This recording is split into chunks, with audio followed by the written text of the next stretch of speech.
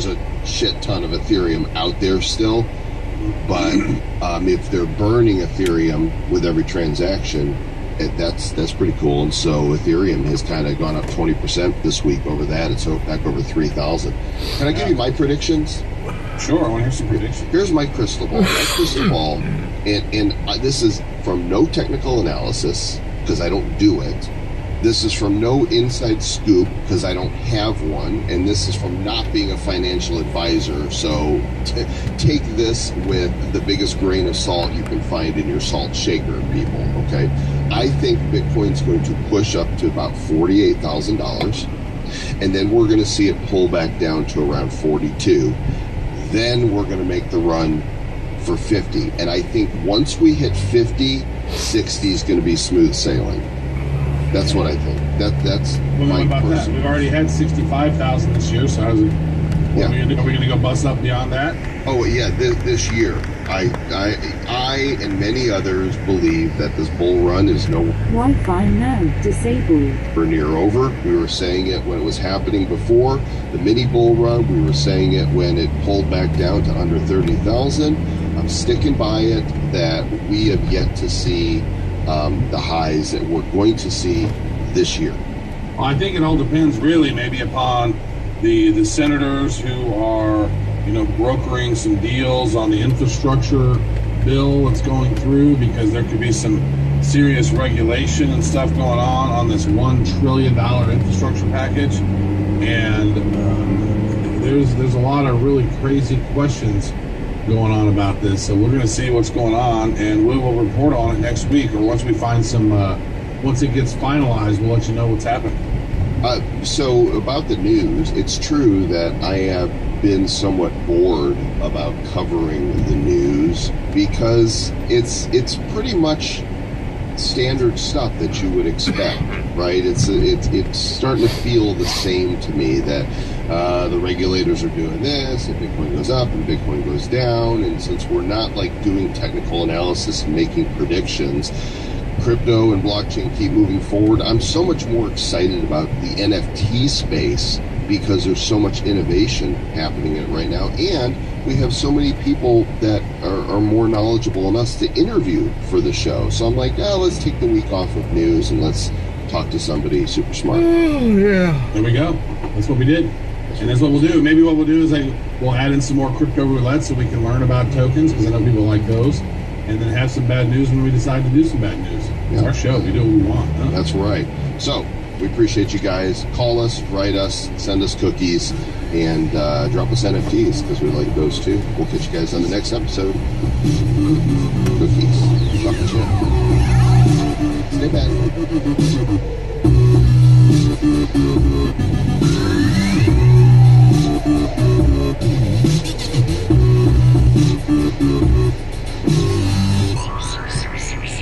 Who's bad? The Bad Crypto Podcast is a production of Bad Crypto LLC.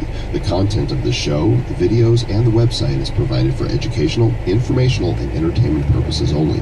It's not intended to be and does not constitute financial, investment, or trading advice of any kind.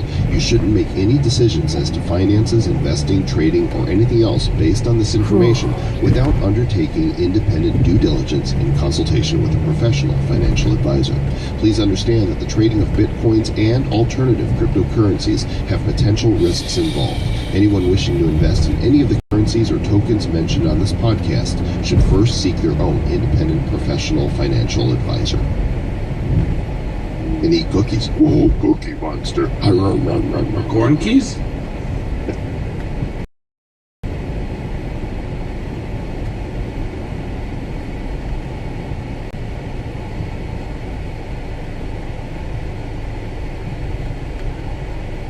Appreciate the time, guys.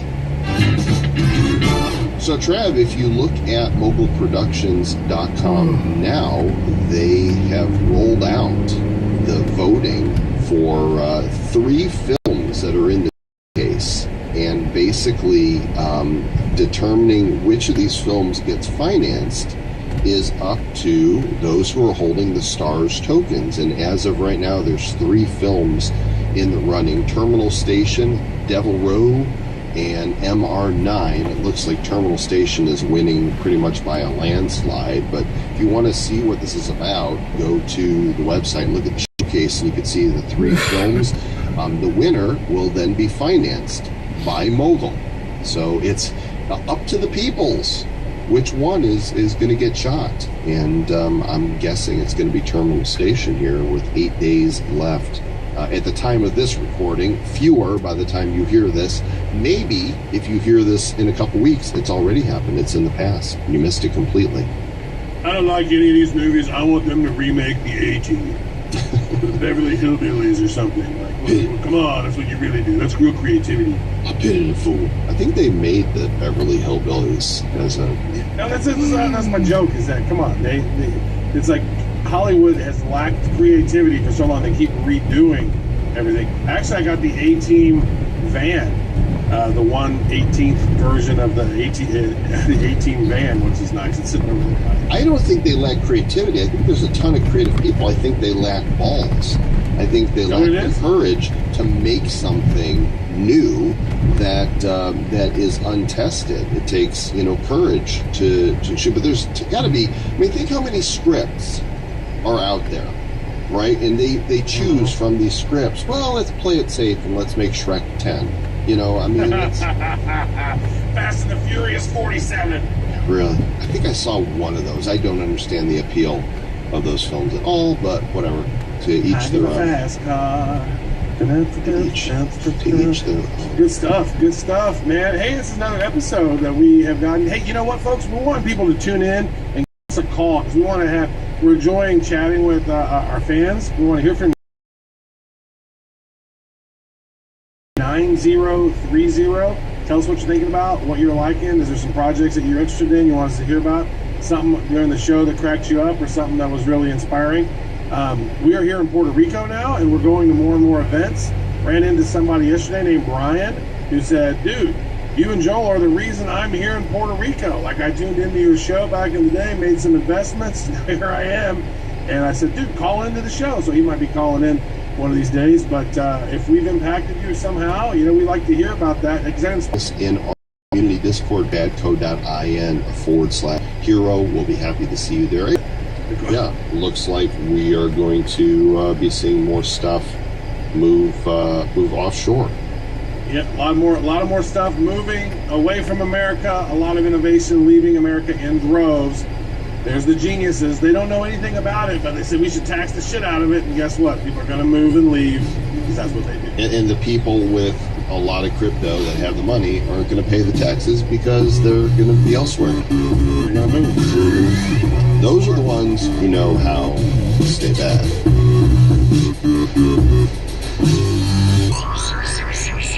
Who's bad? The Bad Crypto Podcast is a production of Bad Crypto LLC. The content of the show, the videos, and the website is provided for educational, informational, and entertainment purposes only. It's not intended to be and does not constitute financial, investment, or trading advice of any kind. You shouldn't make any decisions as to finances, investing, trading, or anything else based on this information without undertaking independent due diligence and consultation with a professional financial advisor.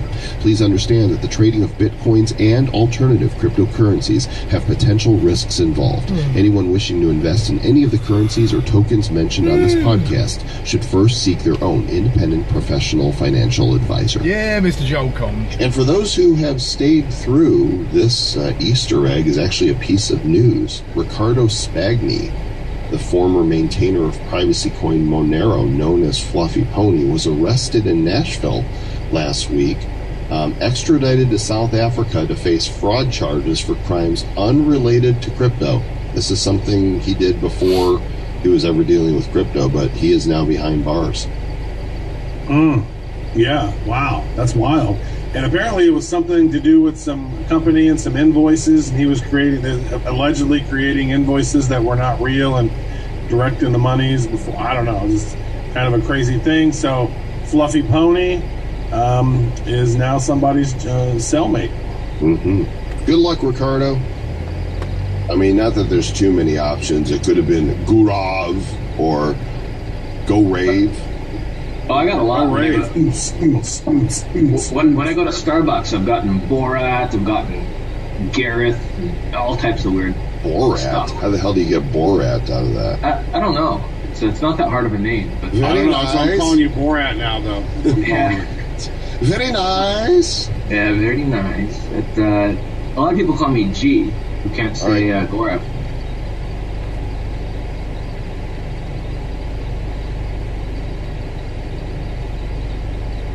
So there's different ways of buying it, and it's not that expensive, especially if you just want the liability cover. It becomes more expensive if you want to start covering the drone, and then it all depends on how much. Give you again, the world record for the loudest thing ever shouted belongs to an Irish teacher who shouted the word quiet. So I'll hand you back to Jamie and back in the studio, and then I'll speak to you guys later on to let you know whether or not I was telling the truth or lying. All right, speak soon. Cheers, guys.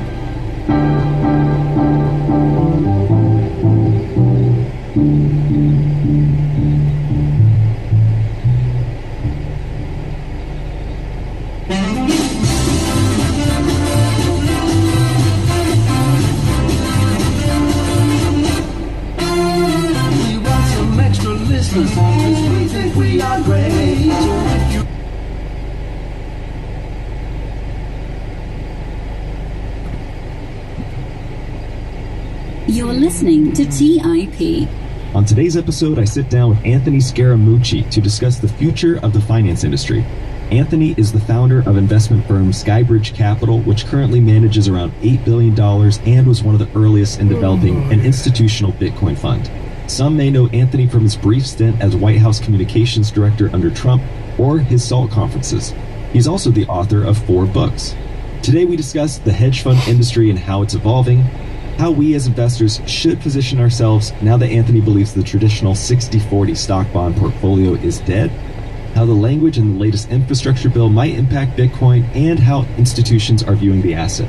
Anthony is a colorful character, and we cover a lot in this very entertaining conversation.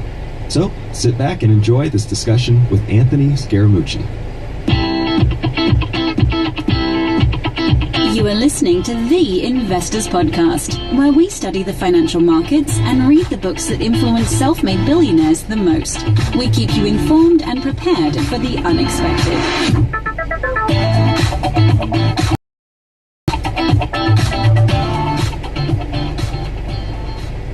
Welcome to the Investors Podcast. I'm your host, Trey Lockerbie. And like I said in the introduction, I'm here today with Anthony Scaramucci. Anthony, welcome to the show. Great to be here, Trey. Thanks for having me on. I'm really excited to have you on today. And you have such an interesting career, a lot of which has transpired in the limelight of sorts, the public eye. And we want to touch on that, but I want to start with You're already establishing that you're a nice person, right? Because you could have said, Mooch, you're like Mayhem from Allstate. You crash through the window, you roll on the floor, but somehow you still managed to get up. You could have started like that. It sort of made me feel warm and like it was building my self-esteem. I mean, if there's one thing to learn from the Mooch, it's resiliency. You've had an incredible career of high achievement and gone through it. I want to touch on that, but I want to start with this drive come from for you early on. An operator didn't mean the kids were stupid or to fake your ends meet. In my dad's case, I would probably say his mistake that he made is when he got out of the Army, rather than accept the GI Bill, because he already had a kid, he felt pressure to go right to work. He may have been better, longer, you make more money, or you can go directly to work, you make less money. But it doesn't mean people are necessarily dumber.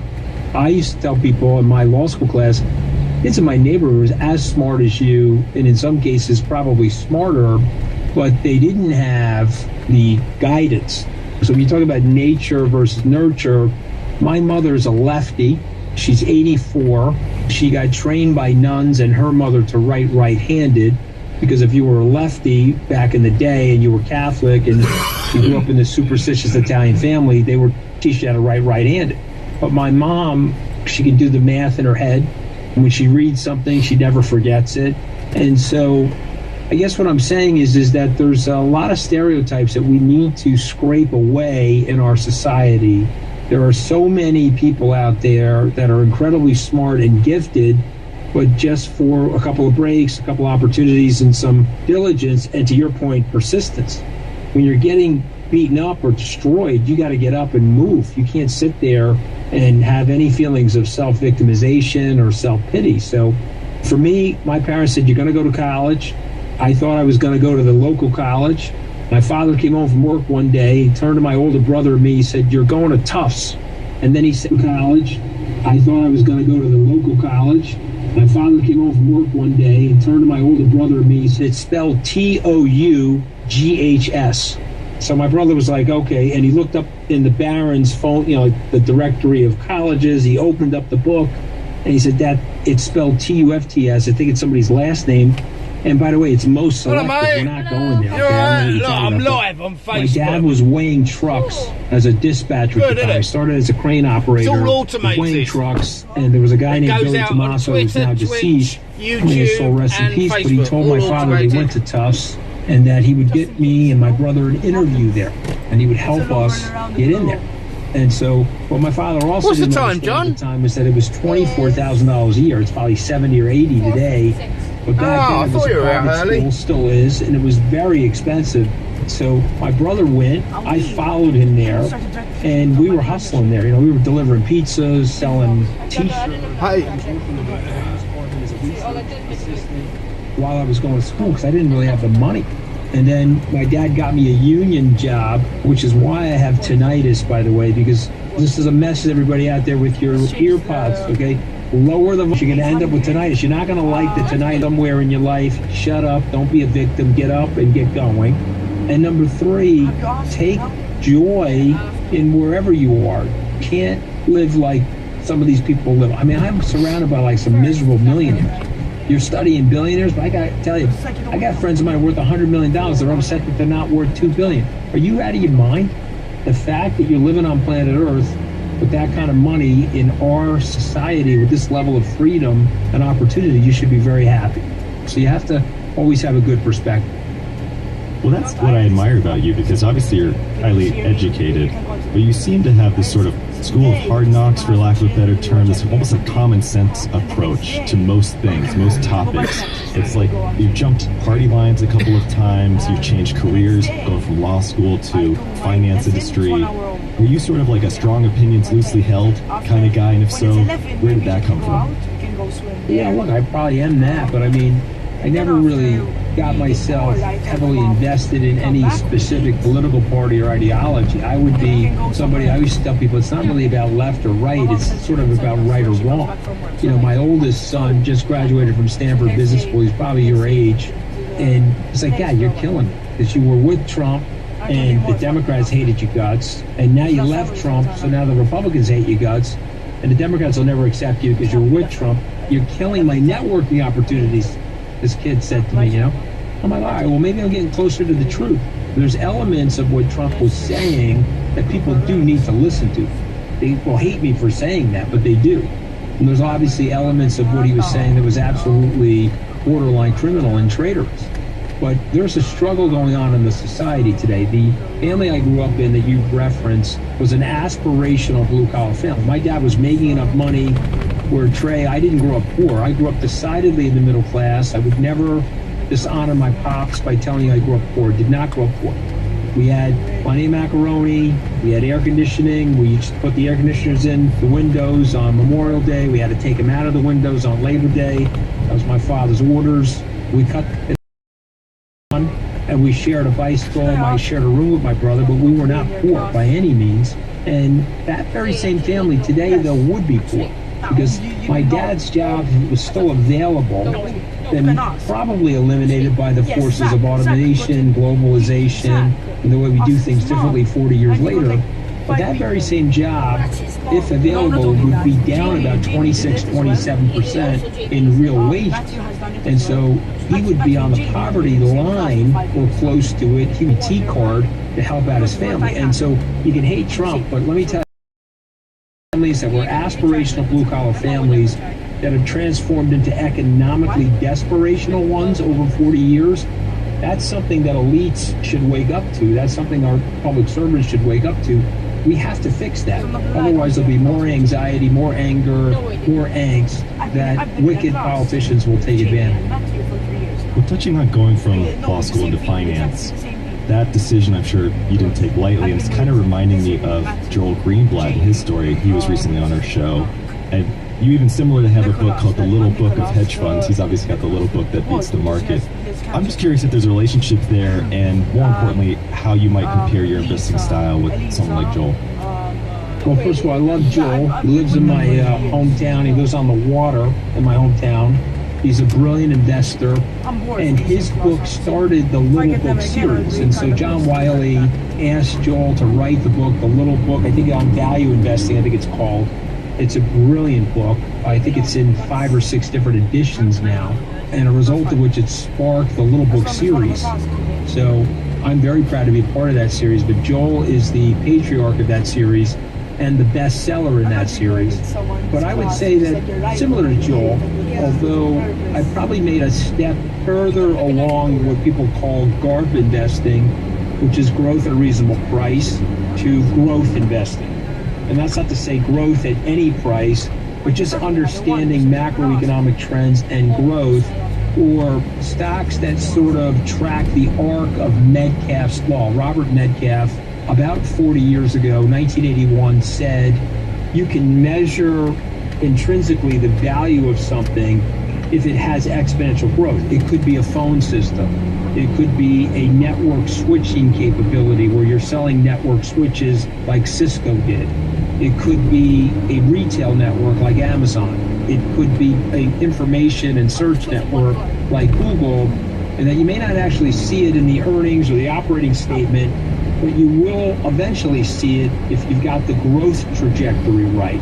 Of course, that was the case in Amazon as an example. So, yes, I would say that I'm a disciple of the Greenblatt Buffett School of Investing, but I think I've evolved to recognizing that the world is moving so quickly that we have to take an exponential mindset if we want to keep pace with the world. And that augurs things like Bitcoin, which I believe is a robust, growing monetary network. So you need to have an exponential mindset. But you know what? If they're growing like that, you will eventually be able to justify the price that. Let's take a quick break and hear from today's sponsor. All around the world, tech companies are innovating and driving returns for investors. Our Crowd analyzes companies across the global private market, selecting those with the greatest growth potential, then brings them to you. Their in-depth due diligence includes meeting with management teams and generally comprehensive vetting of deals. From personalized medicine to cybersecurity to robotics, quantum computing, and more. In state-of-the-art labs, startup garages, and anywhere in between, Our Crowd is identifying innovators so you can invest when growth potential is greatest, early. Our Crowd's accredited investors have already invested over $1 billion in growing tech companies, and many of their members have benefited from the 46 IPOs or sale exits of their investments. Once Our Crowd has selected a deal, they offer accredited investors the opportunity to invest alongside them with the same terms. As you review deals, you have access to Our Crowd's investor relations team, who you can talk to directly on the phone about your personal investment goals. Now you can truly diversify your portfolio by investing early in innovative private market companies at Our Crowd. Join the fastest growing venture capital investment community at ourcrowd.com/study. That's ourcrowd.com/study. Hey, small business leaders, are you looking for an easier way to onboard and manage remote employees? JustWorks makes it easier for you to start, run, and grow a business. Let me tell you how JustWorks can help your business. JustWorks is the ultimate HR platform for small and growing businesses with simple software and expert support for benefits, payroll, HR, and compliance. Across the country, small businesses with big dreams love JustWorks for its simplicity, intuitive platform, and time-saving features. Whether your team is remote or in person, you can give them access to national large group health insurance plans and manage onboarding, payroll, PTO, and compliance all in one place. Sure, you can do it all, but why do it all alone? Learn how JustWorks can help. With JustWorks, you can onboard new employees with ease, take the guesswork out of employment and tax regulations, access national health insurance plans, and save hours on time tracking that syncs with payroll. And don't worry, they have 24/7 expert support. So find out how JustWorks can help your business by going to justworks.com. That's justworks.com for more information. I don't know about you, but I don't love the idea of big data to the point that everyone knows everything you're doing all the time. For example, did you know that if you set up shop at a cafe or a hotel or an airport and you connect to their Wi-Fi, everything you're doing is being looked at by somebody else? Honestly, in this day and age, a smart 12-year-old could hack your computer with cheap hardware. And here's the thing, your data is valuable. Hackers can make up to $1,000 per person selling personal info on the dark web. So that's why for my online insurance needs, I use ExpressVPN. ExpressVPN creates a secure encrypted tunnel between your device and the internet. Hackers can't steal your personal data. And since I'm not very tech savvy, I love the fact that you can just fire up the app and click one button to get protected. It works on your phones, your laptops, tablets, and more. And you can secure your online data today by visiting expressvpn.com/TIP. That's expressvpn.com/TIP. And you can get an extra 3 months free. expressvpn.com/TIP. All right, back to the show. Speaking of the little book of hedge funds, I'm curious how hedge funds look today to you. The book came out about a decade ago. I'm wondering if you've seen any changes with them, and if so, what you would update the book with if you rewrote it today. Well, what happened, and I said this in the book, I wrote it in 2012, 9 years ago, is the monetary policy distorted the gestalt in the hedge fund community. So how can I say this? If I'm going to lower rates are, interest rates are the financial gravity of assets. If you lower the rates, the prices are going to go up. If you raise the rates, because of the way a dividend discount model works, the prices are going to go down. And so they were experimenting with quantitative easing back then, and we lowered the rates. And I said, this is going to be a problem for the hedge fund industry because they're in price discovery. They're doing Joel Greenblatt-like work where they're analyzing a specific company. They're saying, okay, that company's going to grow faster than the street thinks. It's going to be worth more. That company is growing slower, or it has inferior fundamentals, going to be worth less. So you would get long that one, short the other one, and you'd hope that pairing would lead to a great result.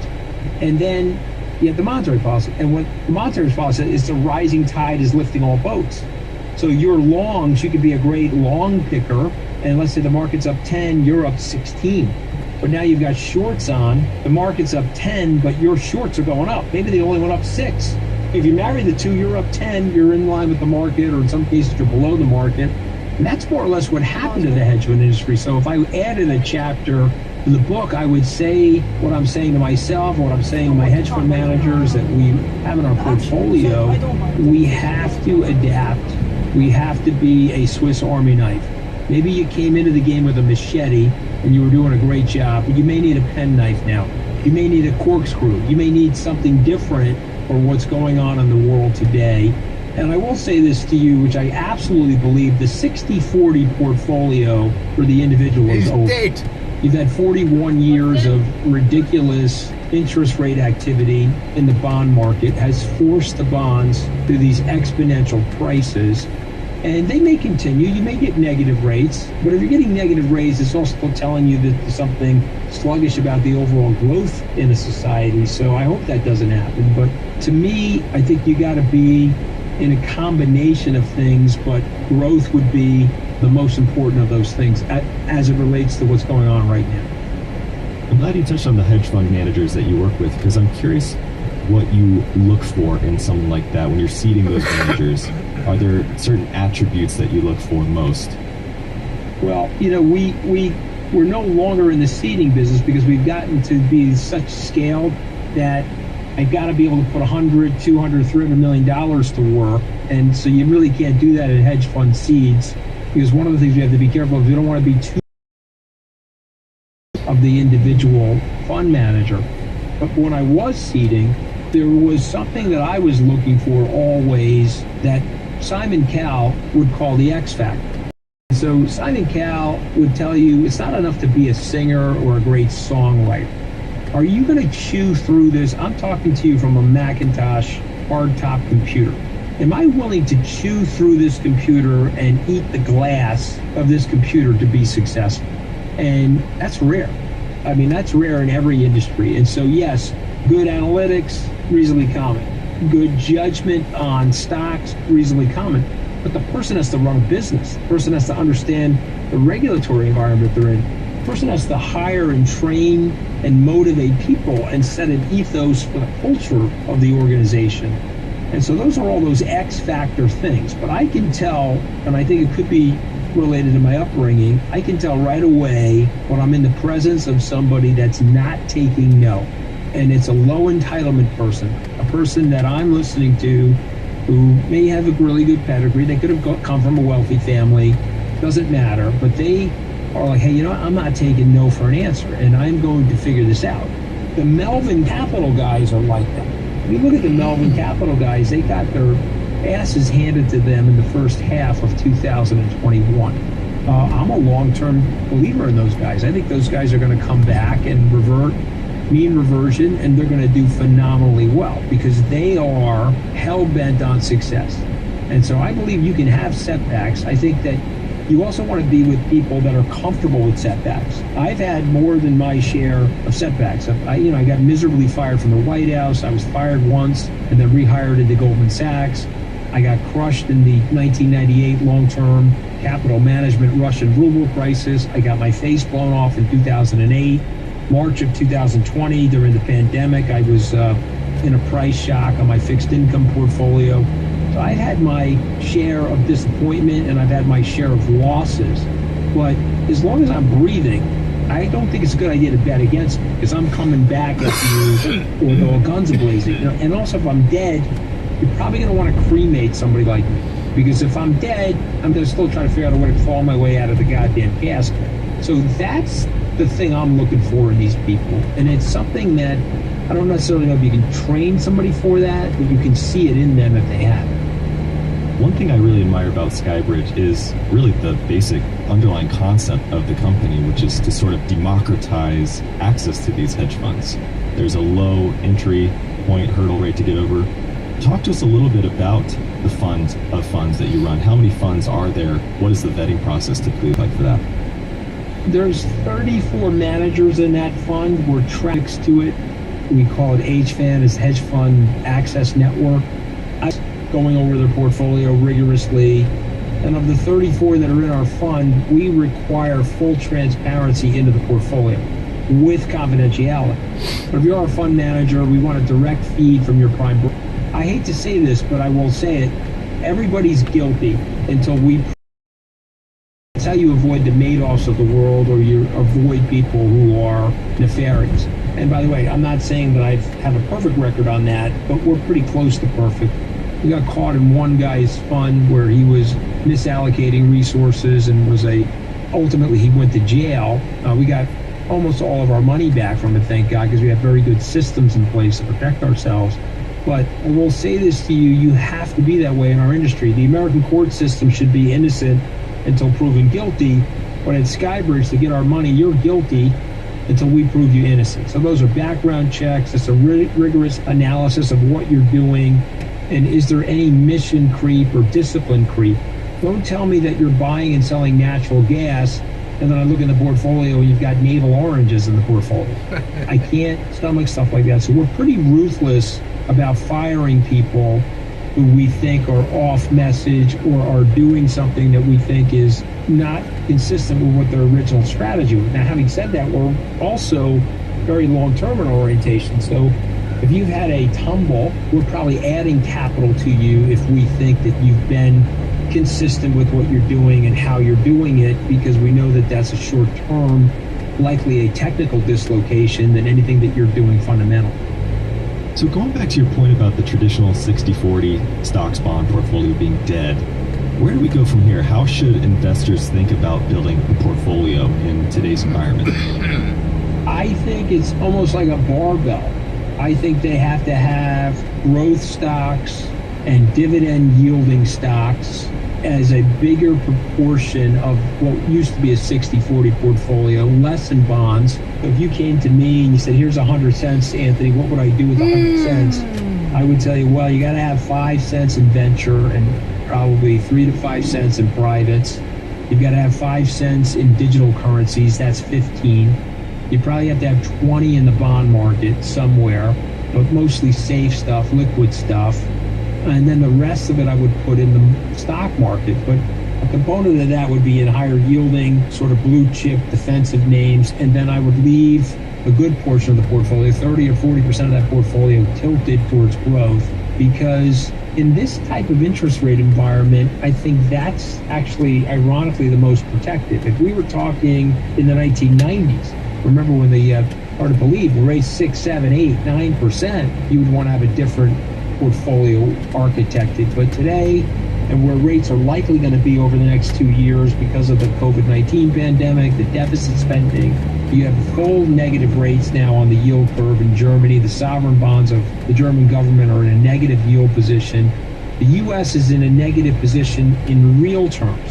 So if you have a 120 10-year bond, if you factor in the current inflation, and we can debate whether the inflation is transitory or not, but if you're buying that bond with a 120 basis point annual yield, and you've got even 2 or 3% inflation, you're in negative territory from a real perspective. And so, to me, I would be very cautious in the bond market. Well, it's interesting to hear you even bring up that 20% towards bonds over maybe 20% something like cash, right? Either one, it seems like you're guaranteed to lose for the time There you go, being, mate. short term. But I didn't hear cash in there, which I was just kind of curious about. Yeah, well, to me, again, the space reserved for digital currencies and cash, that's sort of like, I said 5%. You could have a little bit in cash, but I don't ever really keep a lot of cash, frankly. I'm usually fully invested. The stock market is liquid because we're printing a lot of it, man. We're making, cash is not like real estate. You know how they say, oh, buy real estate anymore? Well, let me tell you something. They're making cash every day. Increase in M2 year over year. $469 billion of new money was printed. I'll do some of that Southern Fried Chicken, yeah? 2021. Okay. You're in a situation now where dollar-denominated assets, they have stolen or taken some of that away from you. Just think of it in terms of purchasing power. If I've got 8% transitory inflation, that means that the $100 that I had last year is only buying me $92 worth of goods and services this year. And so that's a theft. That's tax. Your central bank has ironically taxed you, and they've done it in that silent sort of a way. So I would rather put that stuff into assets. Well, let me really put it in perspective for you, because we're about to celebrate the 50th anniversary of the unpegging of the U.S. dollar from gold. That's August 15th, 1971. Richard Nixon said, we're no longer living up to the Bretton Woods Agreement. I'm going to let our currency float. It's fiat currency. In that period of time, you had an ounce of gold. You could purchase it for $35. Today, that ounce of gold is $1,600 or $1,700. Some of that's down as a result of Bitcoin. I'm happy to talk about that. But at $1,600, you crush the dollar 97.5%. $2.50 in 1971 has $100 of purchasing power in 2020. Now, I can repeat that for dramatic effect, but you get the point that I'm making. And so I think I'm well versed to speak about this. I grew up in a blue-collar family. I can tell you, if you're a wage earner and that's happening, you get destroyed. The wages have never caught up over the last 50 years.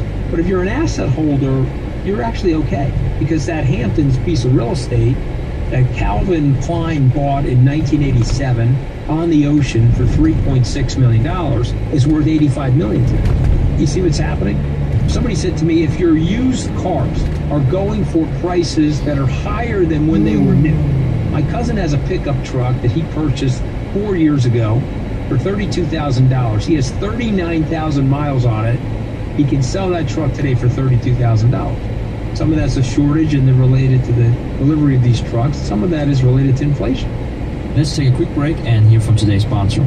I might not be a billionaire yet, but after talking to so many of them on the show, I realized how important it is to start investing like they do. So, what do billionaires invest in that you or I don't? Penthouse apartments, private jets, ultra-luxury yachts, the list goes on. But thanks to a recently enacted law, one of their favorite asset classes is now available to all of us. Billionaires from Rockefeller to Bezos have poured hundreds of millions into this exclusive alternative investment. So, what is it? Fine art. You heard me right. Fine art. From Monet to Warhol, Retail investors are flocking to this once unattainable asset class, and it's all thanks to one startup, Masterwork, fast-winning Orbi Wi-Fi 6 and untapped crisp 8.